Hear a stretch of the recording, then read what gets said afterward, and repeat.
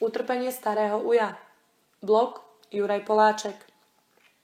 Nie, že by som príliš ľutoval nášho slávneho prezidenta. Nakoniec za svoju verejnú degradáciu si môže sám. Zoznam jeho fantastických hereckých, priam Oscarových vystúpení si necháme na neskôr.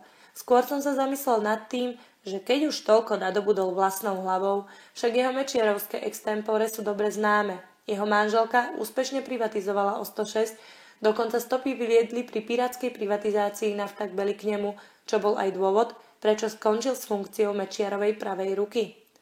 Vzhľadom na privatizačné schopnosti jeho rodiny mu iste musí byť smutno, že bezbrehá privatizačná lúpež súčasnej vlády sa musí obísť bez jeho osobnej účasti. Ako je možné, že za Čenteša ho nikto neodmení aspoň nejakou malou trafičkou? Ako je možné, že nikoho neoslovili jeho privatizačné skúsenosti v palivovom priemysle?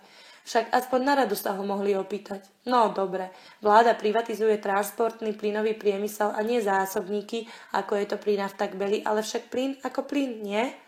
Ficová dohoda s JNT o tom, že v rámci odpredaja SPP všetok balast a stratovú časť si štát ponechá a tzv. Investor bude prevádzkovať len to, čo je ziskové, je proste výborný kšeft a starému ujovi nikto nezavolá.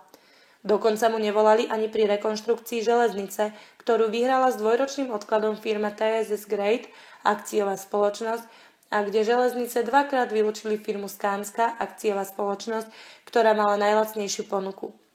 Však ak vie niekto poradiť pri vyhodení kandidáta, neexistuje lepší expert ako Ivan Gašparovič, omylom Judr zvaný.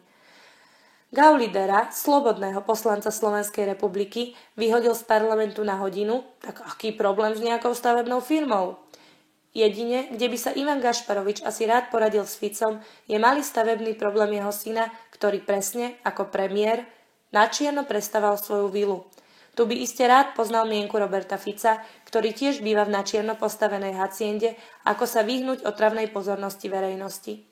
Ako vidíte, ťažký je život starého uja a určite mu nikto nezavidí jeho skromný plat necelých 10 000 eur mesačne.